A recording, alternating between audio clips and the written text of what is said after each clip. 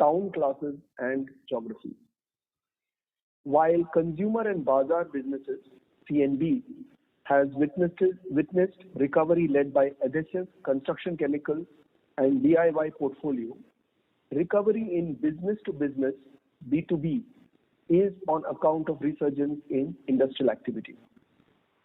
Now I'll begin with a summary of the financial performance for the quarter ended 30th June 21. On consolidated basis, net sales at rupees 1,928 crores for the quarter grew by 120.7%. Excluding Pidilite Adhesives Private Limited, PAPL, it grew by 112.5%.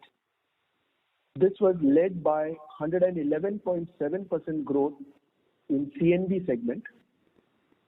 Excluding PAPL, it was 101.5% growth and 156.1% growth in B2B segment. Gross margins have contracted on account of sharp escalation in input costs, partially mitigated through pricing taken across categories in a range of 4 to 6%, covering 75% of inflation. Material cost as a percentage to net sales is higher by 437 basis points versus same quarter last year and 182 basis points versus sequential quarter. EBITDA before non-operating income grew by 428.8%, excluding PAPL 395.9%. Profit before tax and exceptional items grew by 814.4%, excluding PAPL 745.3%. Now moving on to standalone financial performance. Standalone net sales at rupees 1,617 crores grew by 110.6% with underlying sales volume and mix growth of 104.6%. This was driven by growth of 102.8% in sales volume and mix of CNB and 113.1% in sales volume and mix of B2B. Our key raw material, vinyl acetate monomer, VAM, procurement rates had increased over the months to $2,000 per metric ton in April 2021. VAM has now started softening with a current price between $1,400 to $1,500 per metric ton, still higher than previous financial year. Quarter 1 VAM consumption rate at $1,610 per metric ton is against quarter 1 21 of $890 per metric ton.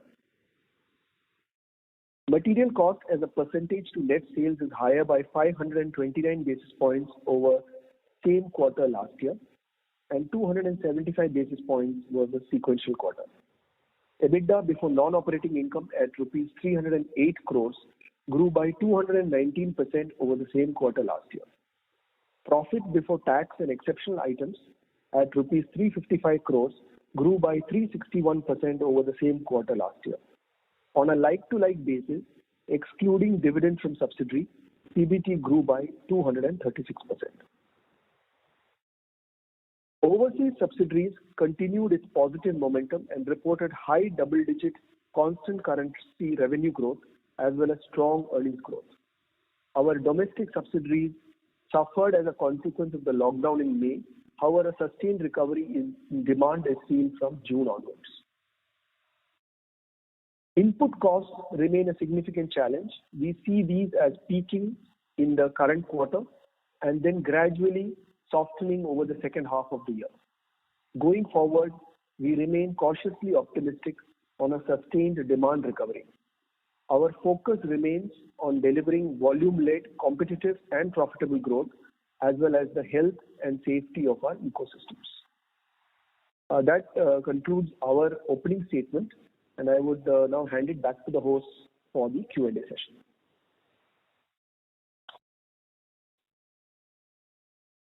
Thank you very much. We will now begin the question and answer session. Anyone who wishes to ask a question may press star and one on the touchtone telephone. If you wish to remove yourself from the question queue, you may press star and 2. Participants are requested to use handsets while asking a question. Ladies and gentlemen, we will wait for a moment while the question queue assembles.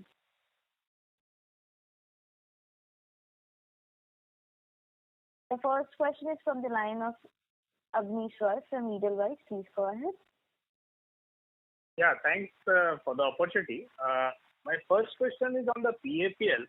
When I compare the EBITDA margins for PAPL for Q4 versus Q1, so sequentially, I'm not getting much of a difference. It's largely in that 31.2 to 31.8, so fairly stable. But when I see the overall business, the slippage in terms of quarter-on-quarter margin is much higher. So if you could explain the difference, I understand PAPL is the more premium and the consumer part of the business. But is that the only reason that console gets diluted by the B2B and overall international part? So some color on PAPL, why it is much more consistent in terms of margin? Go ahead, Pradeep. Yeah. So, Abneesh, thanks for the question. So, as far as PAPL is concerned, obviously, as we said, in terms of response to the various input prices or changes in input costs, we have taken appropriate actions in terms of pricing, costs, and so on and so forth. So, some of that you are seeing in the results of the company. As far as are you talking about the rest of the B2B segment in the subsidiaries, or you're talking about the consolidated picture, the second part of the question? The consolidated. Yeah. So on the consolidated, obviously, there are other subsidiaries in our portfolio. Some of them are much more exposed to the real estate, where the recovery and the margins have been under greater pressure. So that is the reason why you are seeing a distinction between PAPL and the remaining part of the subsidiary portfolio. But when I compare, say, like-to-like PAPL to your consumer adhesive part of the business, quarter-on-quarter, will that also behave similar? So it has sustained in terms of margin? See, Abneesh, good to hear from you. Actually, the rest of the business is a composite of many products, and it therefore depends on the mix and the raw material movement of that mix. As far as PAPL is concerned, it's a simple epoxy resin, and therefore it largely is dependent on epoxy resin. So the simple answer is it may or may not move in conjunction with the adhesive portfolio, because its raw material, the principal raw material, is not greatly in use in the rest of Pidilite. Sure. Sir, since you are also there in the call, I have just one quick question. So in the past, you can ask as many questions as you want. Right. When I'd asked you last time on the real estate recovery, you were a bit more cautious. But when I check with my real estate analyst or see the comments of the real estate players, they are very positive, and they see many of them see this as a multi-year bull run. Now time has gone, and we have gone through the wave 2 pandemic, which could have worsened the sentiment. What would be your take on real estate recovery? Are you getting now a bit more confidence versus last time? See, on real estate, there is no doubt about the fact that there is a substantial decrease in terms of the inventory that builders, the organized real estate was holding, which was not moving earlier and has moved, and therefore prices have also moved up. So clearly, there is a good amount of clearance of inventory. However, if you look at, for example, you and me both live in Mumbai. Normally, in the real estate boom times, the first 2 pages of any newspaper would be just the new projects being launched on real estate, right? I don't think we have reached that stage. I think, I hope you are right that it is the beginning, because real estate has not gone through just COVID. Even the 3 to 4 years before COVID, it was suffering. And therefore, in many ways, hopefully they have come off the bottom and they are in the takeoff stage. But let's wait for the next 6 months and see. Sure, that's the last question, sir. So when I see your brands in your presentation, my question is on some of those which is not discussed that much. So if you could tell us on these three specific brands, Steel Grip, Motomax, and Terminator, last few years and maybe the outlook also? How is the situation here? See, as far as Pidilite is concerned, Abneesh, you know that we have an approach where we have a large number of brands for specific uses. Some of these may be niche uses. Steel Grip is, of course, a popular brand. It is a good electrical insulation tape and is a substantial part of our portfolio. Terminator is a growing one because, you know, the problem of white ants is a major problem, and it's been a growth brand for us for a number of times. It's not a very large brand, but it's a steady. I mean, it's not a small brand either. And as far as Motomax again is concerned, good steady brand. The whole auto area for us is currently small, but clearly an area of potential because of, you know, auto grooming. I mean, we are the world's largest population of two-wheelers, and therefore auto grooming is something we're looking at, and we're finding actually both with Motomax and actually with a lot of other brands, a lot of success coming via D2C, which is coming via the e-commerce route. And today, for example, you know, in the last 3 months, the largest selling drain declogger on Amazon is not Drainex, which is the country leader, but is actually a Pidilite product called Declog. Now, like this, we've been working with a set of partners, so on and so forth. And a lot of these brands we're looking at are also D2C. I mean, just to give you an overall perspective, what we did in e-commerce in the full year in 1920, we are now doing in a single month, for example, in the month of July in this year. So we've really upped our game there. And, you know, it's a long runway. By no means are we saying that we're declaring success, but we are absolutely going in the right direction. Sir, just one follow-up. Drainex is the market leader, so how come your product has done better on e-commerce? Is it any specific price differential that's driving? I think it's a mix of an appropriate product with good marketing and, you know, being able to understand consumer needs and push and work partner with the customer in taking it forward. And, you know, the good thing is when customers use the product, they come back and ask for it. So, in fact, in the last 3 months, it's been the number one seller on Amazon. Right.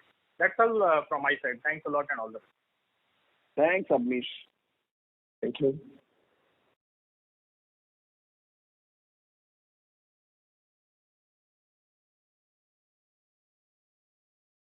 Thank you. Participants, to ask a question, please press star and 1. The next question is from the line of Avi Mehta from Macquarie. Please go ahead. Hi, sir. Thanks a lot for this opportunity. I had 3 questions. First was essentially on the input cost. Now, you said at the start of the comment that VAM has moderated from the highs of 2000 to almost about $1,400-$1,500. But then you are saying that we expect VAM to peak in 2Q. I'm just still confused. When VAM is already moderating, why do you say that it will peak in 2Q? Very simple, Avi. What we buy in Q1, we will consume in Q2. So okay, so you meant from a... Okay, sorry. That clarifies. Will actually, yeah. Okay. So you meant your own...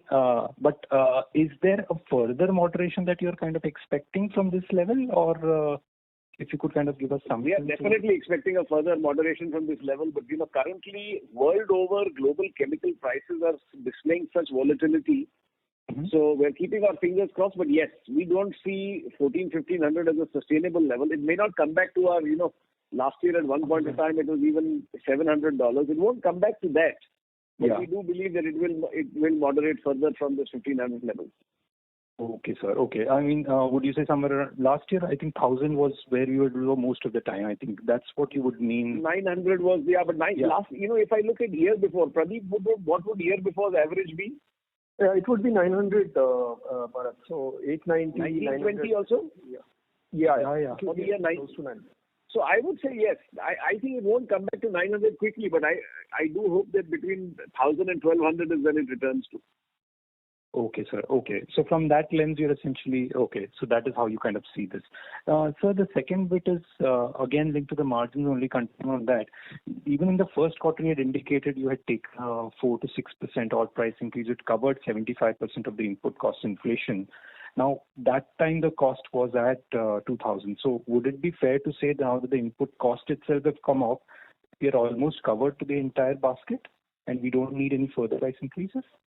On VAM, we may be covered, by the end of quarter 2, we will be covered, as far as VAM is concerned, and some of the other raw materials we may not be. We're studying it closely, but our hope is, we clearly want volume growth, and we don't want to constrain our growth because we find price elasticity beyond a certain level, then it impacts the consumer. Mm-hmm. So we're keeping a close watch. If prices continue to moderate, we will not need any further price, and yes, we would have covered for the whole time by the time quarter 2 goes. Okay. And sir, on the demand recovery side, I mean, it's been quite healthy. Is the cautious optimism because of the concerns on third wave, or is there anything else that we're seeing? And related, could you give us a sense? Has the strength sustained in the last 2 months, July, August as well? So yes, the trend has been extremely positive ever since the lockdowns have got lifted since the middle of June and has sustained for July and whatever is the limited period of August up to now. Yes, the cautious optimism is we are keeping our fingers crossed for this famous third wave. We're hoping it doesn't happen at all, and if it does unfortunately happen, it is, it doesn't lead to widespread lockdown. Therefore, the cautious optimism. Otherwise, we do believe that there is a certain amount of pent-up demand, and as the economy recovers, that we correlate very well to GDP. As GDP comes back, I think we will see far better demand conditions. And this is across both the segments. I mean, the key in the consumer bazaar as well, in the both key segments, as this is waterproofing, or is it? Across, actually, this is broad-based. I mean, to be fair, this is across the portfolio, very broad-based, and actually across even geographies. Things like the metros have come back strongly now in the first quarter. Of course, they went down the most. I think the great thing is, we had spoken last time about us investing substantially in rural and small towns. Mm-hmm. Now, despite a 45-day closure in the first quarter, our rural and small town sales is actually at, has obviously grown over last year, but it's actually even at the same levels as the year before, which suggests that when you have a normal quarter, we will again come back to substantial growth in small town and rural. So at an overall level, it is broad-based across geographies, across categories. And actually, what you would also like, Avi, I think is international is actually this time now leading the growth rather than, a lot of times you would ask, what about international? You would see that international has grown not only over last year, but also over 19-20 substantially. So overall, we have got our basic strategy in place internationally. And again, there also, whether it is our neighboring countries of Bangladesh, Sri Lanka, Nepal, whether it is Middle East, Africa, we are doing. So overall, the international markets are actually outperforming the domestic market. On that front, the margin has no one-off, right, in the international? Sorry, that was the only clarification too. What the question is, are there any one-offs in the international margin? Yes, sir, because they've kind of reached a new high, if I may say, or back to their kind of strength is sustained. So I'm assuming there's no one-off over there. Just wanted to confirm. No, there are no one-offs. Okay, sir. I'll come back in the queue for the other questions. Thank you very much, sir. Most welcome. Thank you. Participants, please press star and 1 to ask a question. The next question is from the line of Tejas Shah from Spark Capital. Please go ahead. Yeah, hi. So a couple of questions on in your presentation. You spoke about that by the end of June you are seeing some signs of recovery. So if you can slice and dice this recovery in terms of rural, urban, and also the trend of premiumization post the second wave, how it is panning out. See, very simply, Tejas, what is happening is because the metros are springing back, then therefore premiumization normally leads from metro and tier 1 towns, which have been growing fast. So you are seeing that happen. As I said, the lovely thing that we are seeing, the good thing is that rural and semi-urban, which had a very strong last year, are sustaining their growth rates despite that strong last year. So it's broad-based growth, and it is also broad-based across adhesives. Waterproofing is going very well, DIY is going well, and you've seen that the B2B business is also growing well. Oh, so any observation on premiumization side?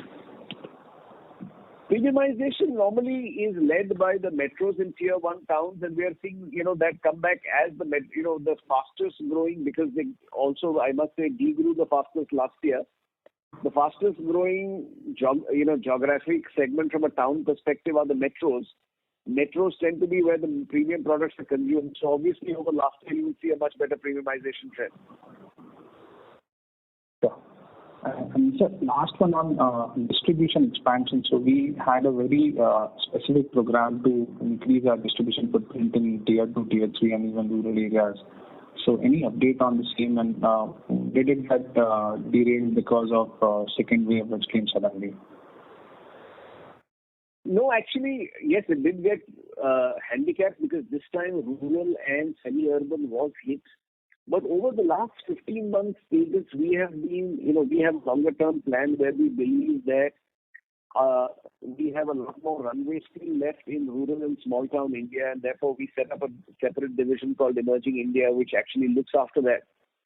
In the last, if I forget just the first quarter, if I look at the 15 months, if you look at any parameter of infrastructure, the number of sub-stockists that we have, the number of key dealers that we have, the number of our own people that we have, while other people have been cutting back, we've actually added almost 100 people in this area because we see the potential. Whether you see, therefore, our coverage, for example, in both towns as well as villages. We also have a partnership with Hindustan Unilever, which we're experimenting. We're using their Shakti Ammas for Bihar and seeing that as a multiplier, which takes us even to villages below 3 and 2,000. So at an overall level, if there is one area where we have added substantial infrastructure and made substantial gains, it would definitely be rural and semi-urban India. Fair enough, sir. Very helpful, sir. So I'll come back in the queue for more questions. Thank you. Thank you. The next question is from the line of Chirag Vidya from ValueQuest. Please go ahead. So my first question was on more on real estate revival. So from a lot of building material companies, we are hearing that they are quite optimistic on real estate revival going ahead. I just wanted your view, how you look at this trend. See, definitely we are also quite optimistic about real estate now reviving because, as you know, real estate has suffered not only during COVID but even before COVID. There is no doubt about the fact that when we speak to a lot of our key customers, they have seen a lot of inventory liquidation of their existing projects. And I think the next stage would be, all of us know that there is a massive housing stock shortage, both at the affordable and the upper middle class level in India. So will it lead to a new real estate boom? Frankly, your guess is as good as mine, but we definitely hope so. Okay. So secondly, on pricing, so we have seen commodity prices going up sharply. And in this quarter also, we have seen impact on gross margin. So going ahead, how one should look at this gross margin line item? And are we able to pass on complete commodity inflation, or it is still See, as I said, we've seen some unprecedented cost inflation. We have passed 75% of this to consumers. We consciously took a call believing that because this was not a long-term secular trend, this was not because of demand conditions, but because of supply constraints, we believed that a lot of these raw material prices would moderate in quarters 2, 3 and 4.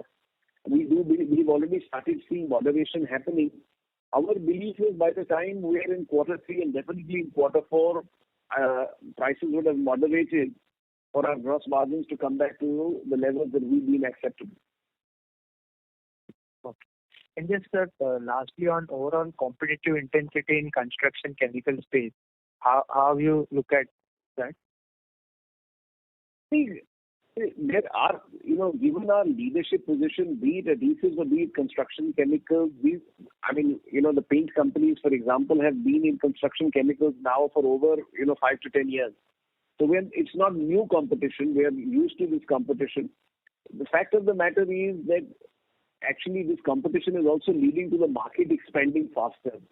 As all of you know, waterproofing as a category has at best about 40% penetration, which means 4 out of 10 new homes that are built actually do proper waterproofing. hopefully with the entrance of new players, etc., if the score becomes 6, we gain. We are clear that our leadership position has to be maintained by a strong brand, great innovation, and then great sales and distribution.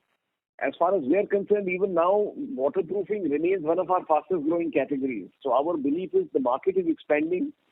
Newer players are coming in, but in no way are we losing market share. In fact, we believe we would have probably gained a little market share. Got it. Very clear, sir. Thank you and all the best. Thank you. Thank you. Participants, to ask a question, please press star and 1. The next question is on the line of Avi Mehta from Macquarie. Please go ahead. Hi, sir. Thanks for the follow-up opportunity. Just on the, comment on the margin again.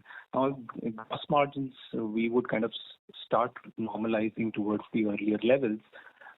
We have, moved our cost base also relatively to a lower level as a percentage of sales, and as recovery pans out, that should also pan out.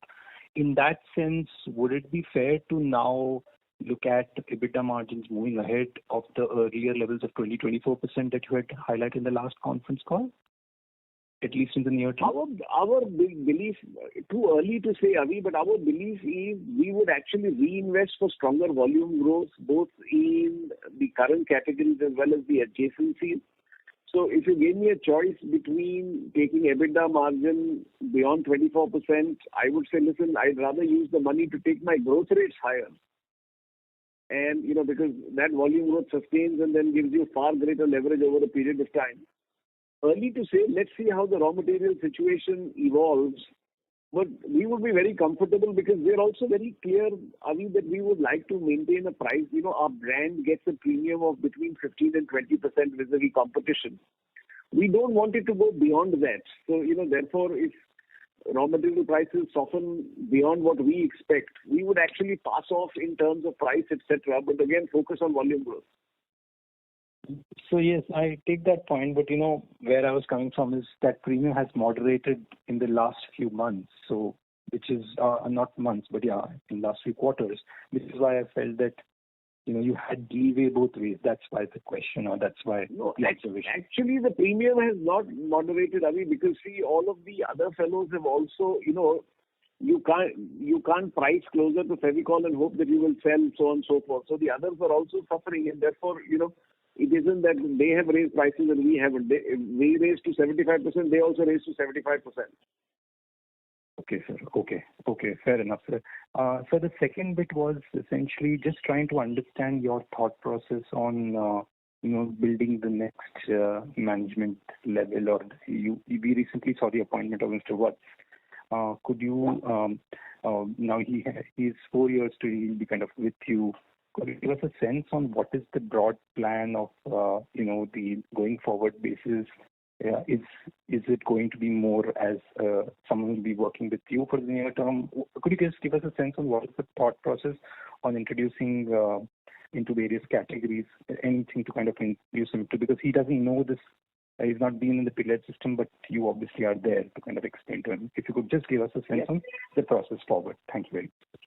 See, as an organization, Avi, that Pidilite is a forward-looking and we forward plan a fair bit.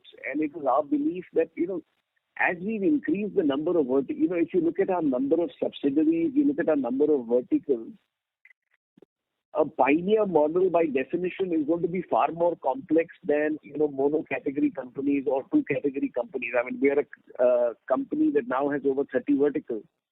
Now, therefore, we felt that it's important for us to strengthen the management team, make sure that we have, enough bench strength available, and we do that without putting any pressure on individuals, so that, you get enough time to learn, understand the company, take over little parts of it. Sudhanshu has wonderful heritage. He comes from a really good pedigree. And, for example, consumer products is something he understands well. He's also been in a Castrol, which is similar to our Bazaar environment. So therefore, it's important that we give him enough time to settle down and we give him responsibilities so that he gets his arms around and understands the organization. rather than, he has very limited time and therefore, gets prone to doing things quickly rather than having understood the whole thing. So it's part of our, longer term plan. And you know that over the last 10 years, we have substantially strengthened our leadership bench. In fact, most of our leaders are now blue chip leaders. And this is again, part of that plan where we are building the Pidilite of tomorrow as we continue to deliver on today. Perfect, sir. Perfect. This is all from my side. Thank you very much. Thanks a lot, sir. Welcome, my dear. Thank you. The next question is from the line of Latika Chopra from JP Morgan. Please go ahead. Thank you for the opportunity. My question was on construction chemicals. I did hear you talking about the good prospects here, but my question is more on the profitability, of this segment. Considering now you have multiple players here, how is it that stacking against your core adhesives portfolio? Is the focus a lot more on growth, and do you see there is a risk of on the margin front here, both from maybe sustaining current level of margins or expanding that? Great question, Latika. Good to hear from you after long. I am hearing from you after long, so good to hear from you.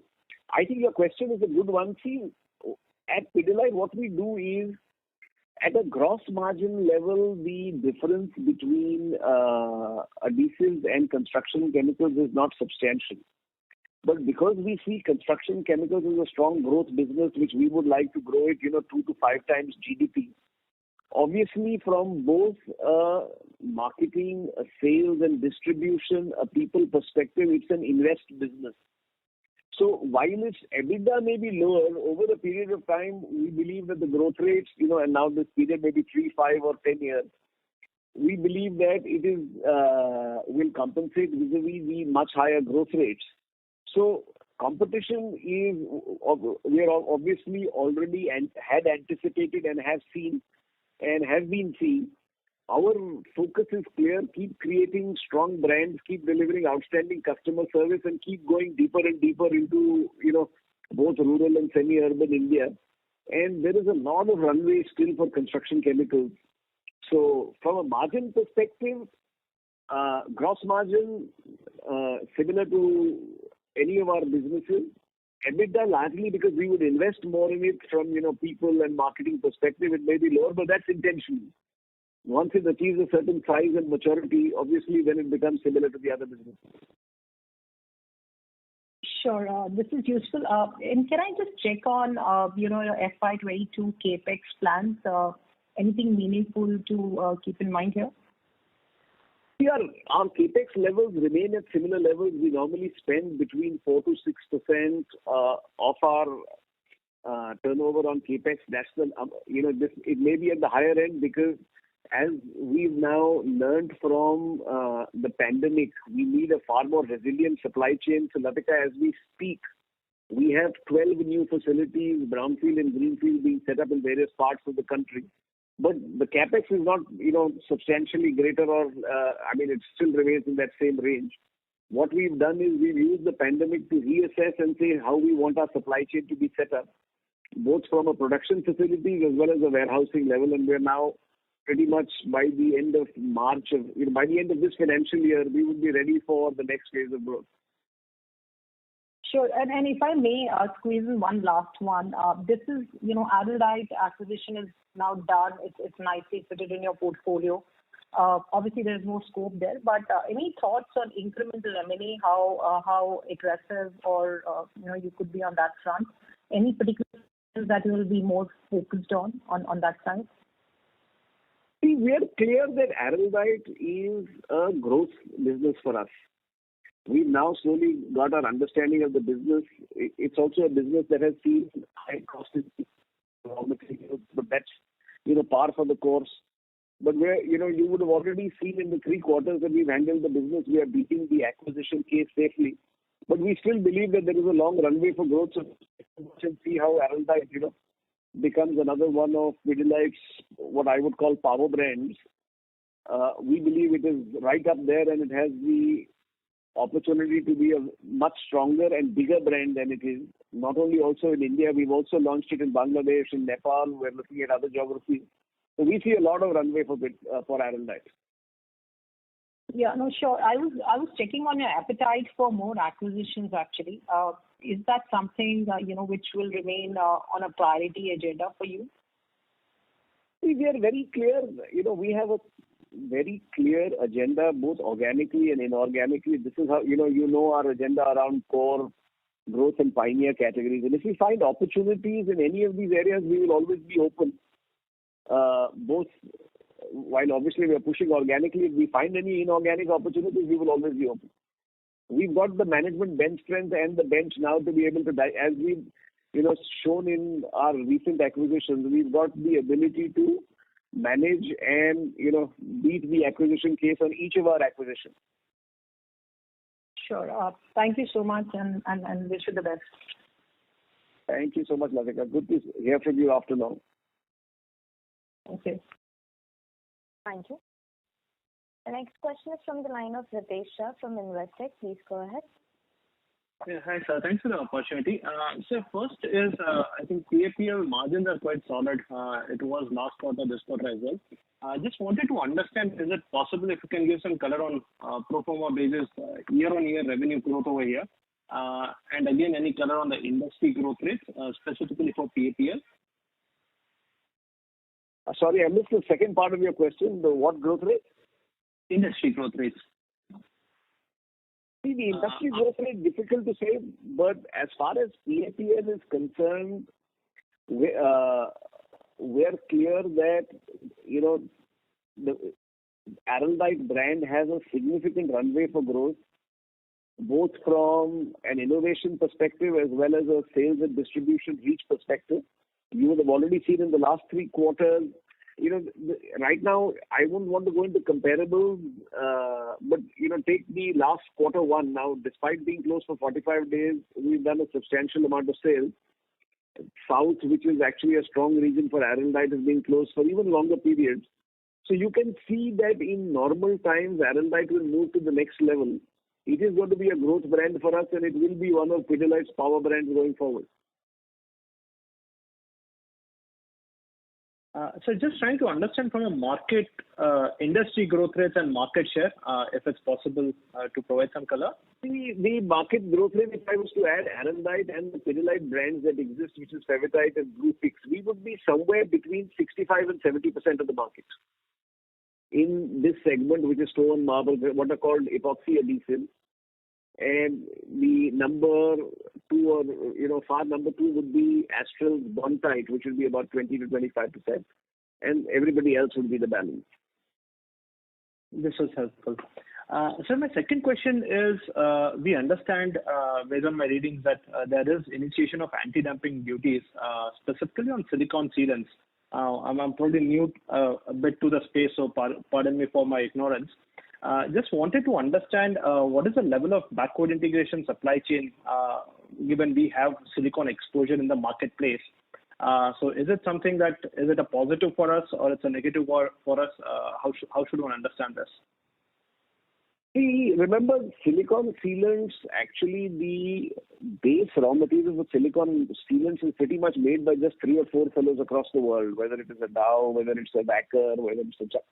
So, I'm not clear on the anti-dumping duty, but the issue with silicone is right now the other way around. Prices have really gone up in the last 12 months. So I'm not sure where you got this information on the anti-dumping duty. Most of, the Indian manufacturers compound, buy the raw material and compound and then make the product in where they are making it. Silicone sealants tend to be the base sealants in any sealants portfolio. You then have acrylics and hybrids. So over the period of time, again, if you want to be a long-term player in sealants, you need the full range of silicones, acetoxys, I'm sorry to get technical, acrylics, and then hybrids. And the real margins obviously come from the premium sealants. Right. So, sir, my question is, do we import the base silicone, what we sell in the marketplace? Because to my limited understanding, I understand that a lot of it is imported, repackaged into smaller sachets and sold. So for us, is it something that there is no silicon manufactured in India, Ritesh. Everything that anybody makes, the base silicon is imported. Okay, so I don't know. So to my understanding, I think there's a company called HP, Astral, and there is one more called Alton. HP, Astral, all of them only compound the product. Remember, the base silicon raw material is imported even by them. And Okay. HP is big actually in solvent cements, which is a different category. But all of this is the base raw materials. We don't have the large enough chemical. These need chemical plants which are of a very different scale and size. We don't have those in India currently. Okay, so if at all anything, it is an industry-wide cost curve increase. If at all any anti-dumping Yes, duties. absolutely. Yeah. Right. Right, sir. Second question, similar lines. Again, there are anti-dumping investigations which are going on PTFE, which I think could actually benefit steel grip or allied products that we have in that basket. Any thoughts over here? See, both silicon sealants, PTFE, these are not very large categories for any of us. And therefore, while yes, it may give you a small benefit, these are, it's not something that is substantially going to move the needle for any of us. If it does happen, yes, we have the PTFE manufacturing ability in India. We manufacture it ourselves, so it will help us. But these are not products which are over 500 crores or any such thing. Sure. And sir, my last question, if I look at our standalone revenues and if I strip out ICA, CIPY and Nina and also PAPL, and if I look at on a 2-year CAGR revenue growth basis, the decline is far steep. So just wanted to have your thoughts. Are you happy or is it something which is the natural course of decline because the market conditions are like that? So that's the first question, and I wanted to have your thoughts specifically on the PVA side of things. Just wanted to have some comfort that we are not losing market share on the retail side of the business, or to put it the other way around, is it that the SBR and joinery business, is it growing at a faster rate as compared to the retail business? Good question. See, let me tell you very clearly, I don't think the 2 years is a fair comparison for the simple reason that obviously COVID hit you hard last year and it has again hit you in the first quarter of this year. So you don't have a long enough base. But if you saw the year before that, our fastest growing business was PVA. In these 15 months of COVID, Ritesh, it is our belief that in our PVA businesses, we have actually gained market share, not lost but gained. Actually, a lot of the regional and other players have suffered and suffered hard. And, knowing that the competitive geographies, our growth rates are higher in the places where competition had a presence. So it's clear that we've gained market share. As far as joineries and this is concerned, it is actually growing slower than even we thought. Please remember, we are the leader there also. With our Jowat tie-up and this, we also have a close to between 60 and 70 share of that market. Actually, because a large number of joineries are medium and small scale, in this COVID period, they have suffered far more than the average, small carpenter. So actually, this business, the organized business is actually not gaining from the unorganized, but I would say the unorganized in the last 15 months has probably gained the other way around because, small fellows have been able to bounce back. The larger joineries have taken a lot more time. Sure. So, sir, just to conclude, should one assume that the retail growth rate has been higher than joinery HBR put together? In the COVID period, definitely so. Okay. That's quite useful. Thank you so much, sir. I'll join back with you. Thank you. Thank you. The next question is from the line of Kaustubh Pawaskar from Sharekhan BNP Paribas. Please go ahead. Yeah, thanks. Thank you, sir. Thanks for giving me the opportunity. I have two questions. One, on your international subsidiaries, we have seen that this quarter there is a substantial improvement in the performance. But now, considering the cases, coming back in markets such as US, especially in North America, have you seen any kind of weakness in demand in the recent weeks? Sorry, I didn't get your question, my friend. Can you just repeat a little louder? Yeah. So my question is on your international subsidiaries. We have seen good recovery YOY in Q1 FY22. I believe this is mainly because the base was also low. But if we consider the Q3, Q4, the recovery was good. But now cases are coming back, in some of the international markets, the COVID cases. Okay. So considering that, have you seen any kind of weakness in some of the markets, international markets? That's a good question. Yeah, I got your question. See, remember on international, we had recast our strategy about 3.5, 4 years back and focused. Actually, if you look at our international growth, even we are growing substantially even over the pre-COVID period. So, it has nothing to do with low bases. The international markets were not as impacted as India was in the first place. And when we bounced back, we've actually grown over the pre-COVID period. There are certain geographies that have had issues as far as cases is concerned, notably Bangladesh. Brazil, which last year had a massive number of cases, actually grew well last year, which is quite a dichotomy.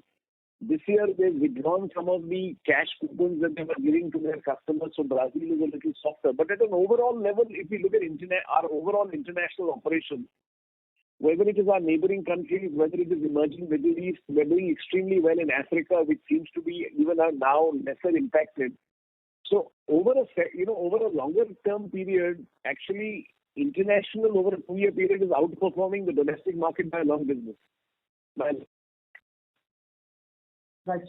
And so my second question is on your domestic subsidiaries like Nina and I think they have seen good recovery, and you have also indicated in the call that metros are recovering and you are seeing good growth in the tier 1 towns as well. So some of these domestic subsidiaries will the performance would sustain better performance, or how we should look into this section? See, as long as we don't have further lockdowns, I think they will sustain and actually get better because they have suffered in the first quarter. So, if they get a free run without any closures for 3 and 6 months, you will actually see their performance even improve further. Okay. Thanks for that. Thank you. The next question is from the line of Jaykumar Doshi from Kotak. Please go ahead. Hi, good evening and thanks for the opportunity. I would want to understand your strategy for the arts and crafts business because if I were to think of the last 10-15 years, in mid-2000s you did a few acquisitions to sort of expand the portfolio and scale up. In the recent years, I have not seen any inorganic sort of acquisition to scale up that portfolio. And seems to me that portfolio is not growing any faster than the company, whereas the opportunity, in my view, should be really big. So does it get necessary, is it as important a portfolio for Pidilite as Fevicol and as construction chemicals? And if you can give us some thoughts on, where do you see this business in the next 3 to 5 years? That's a good question, Jay. See, let me tell you that this business actually has suffered the most during the COVID period. Remember, art and craft, the single largest consumer is children. And if children are sitting at home, then, if the school is able to cover their basic, the 3 R's and the science syllabus, things like projects and so on, go through the window. So really the school closure, in fact, if you look at all stationery companies, it doesn't matter whether it is an ITC or it's a Camel, whoever, they have all suffered greatly over the last 15 months because of COVID. Having said that, if you look at over a longer period of time, we definitely, we're the clear leaders in the segments we operate, which is art and craft. With the closure of both schools and offices, this has got hits, and we therefore had time to, in a sense, recraft our strategy. We're focusing a lot more now on adult art. We're focusing a lot more on fine art. So a lot of innovation. Some have already come into the market. You will see some more come in. We see this as a growth area for us, Jack, going into the future. And, organically, as well as if we find the right inorganic opportunities, in a country that has 600 million children, there can be no doubt about the fact that over a period of time in normal circumstances, this will be an attractive business. And that's, the philosophy with which we address the business. are there any adjacent, if I may ask just one follow-up, are there any adjacent segments within the stationery art and craft space that you think fits well within your scheme of things, is a good fit and can be a scalable opportunity? I think there are a large number of segments. The thing is, they must fit into our pioneer model. We don't want to do, the usual pencils and, sharpeners and so on and so forth, etc., because that's at the commodity end of the market. But as I'm saying, just wait for, hopefully normalcy in 3-6 months. I don't know, your guess is as good as mine, to return, and you will see that, we've used the pandemic period to recraft and be ready for the next phase. That's good to know. Thank you so much. That's it. Welcome. Thank you. The next question is from the line of Tejas Shah. Yeah. Hi, sir. So one follow-up question on construction chemicals. So last 2-3 quarters, we are picking up from paint companies that they are placing construction chemical as undercoat, waterproofing in particular, and they are also tying up their paint warranty with construction chemical performance. So does it dilute our offering or our standing in market as a standalone construction chemical product, especially in the remedial part of the business? Again, good question, Tejas. Remember, in waterproofing, there are 3 large segments. There is what we call organized real estate, so commercial stroke factory, which is a large, if the building's in a BKC or, in a Delhi's Connaught Place or the new World Trade Center, etc. That is one segment. The second segment is individual housing, which is normally minus the metros and all other Indian towns, which is IHBs as we call them. And the third is repair and renovation. Remember, most of the paint companies really play in repair and renovation. When a person is building a new house or a person is building a new building, in fact, in the new building segment where Nina Percept, etc. play in, the competition tends to be the other multinationals like Sika and Fosroc. It's not the paint companies that are competition. In the individual housing, again, remember in new construction, mostly when the person is, the basic waterproofing is done when you're putting the slab, so on and so forth, much before paint ever enters the consideration. And that's the time that the consumer is going to the building material store, what is the cement and steel store. And therefore, most paint companies don't have a reach there itself. Where the competition exists is in repair and renovation. World over, 60 to 70% of waterproofing is new construction, 30% is repair and renovation. In India, because our quality of construction and people haven't done waterproofing during this thing, repair and renovation has become bigger. Now, the fact of the matter is that largely these warranties matter on the exterior, and on exterior, we also have a full range of paints. So a raincoat, which is our equivalent exterior product, offers the same warranties, etc. And it is the first waterproofing paint. So while paint companies compete with us, remember, in pretty much they compete with us in 1/3 of the market. Sure. So this is very helpful, sir. Thanks. Thank you. The next question is from the line of Monisha Wadhwani from Share Capital. Please go ahead.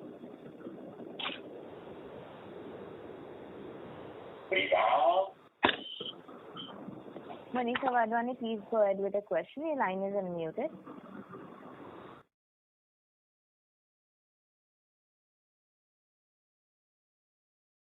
As there is no response, we'll move to the next question, which is from the line of Abneesh Roy from Edelweiss. Please go ahead. Yeah, I had a follow-up question on Pepperfry and Homelane. Now, these businesses require a lot of cash as these are digital businesses. And because of work from home and impact of more digital consumption, these would be seeing more demand also structurally. If you don't invest further, your stake will get diluted. So what is the thought process on further investment in these cash-guzzling businesses? We will look at it on a case-to-case basis. Up to now, we are very happy with our investment, both from a learning perspective and the way this market is going, it will actually also give us a very good financial return, but that was never our objective. Having said that, as you know, Amnish, we're a company that constantly keeps pushing the envelope, experimenting, and therefore if we find that, this is an area that we need to keep getting deeper in, we will keep investing. Right. Last question. You were putting up 12 new factories in India. So what is the update on those? And from a 2-3 years perspective, would you need to put outside India also in some of these products? Yes, actually, we've just completed our second factory in Bangladesh, where currently we've just inaugurated our JV in Kenya with a new factory. So, and we have plans in 1 or 2 other locations. So, very clear, Amnish, we've always said that international will follow national. India will be our laboratory. We will learn and succeed in India. Once we've got a success model, we will reapply it to other emerging markets. And that's the model that we keep going forward. But digital investments like Homelane and Pepperfry will happen only in India, right? Yes, those are only in India. We are not going to do investment for investment. We're doing investment largely for learning and participation. Right. Sure, that's very helpful. That's all from my side. Thanks. Thank you. Ladies and gentlemen, this was the last question for today. I would now like to hand the conference over to the management for closing comments. Yeah. Thank you, everybody. Sorry, Pradeep, go ahead. No, I just wanted to thank everybody for joining in and just wish them to remain safe and sound during these challenging times. Back to you, Bharat. No, and I just wanted to wish people are safe and, they stay safe, stay strong, and hopefully when we meet next time, the third wave is a distant memory and hopefully we're in better times. That's all we hope for. And thank you all for your participation. Always a pleasure. I always learn from these interactions as much as inform you. So thank you all for your participation. Thank you. On behalf of Spark Capital Advisors, that concludes this conference. Thank you for joining us, and you may now disconnect your lines.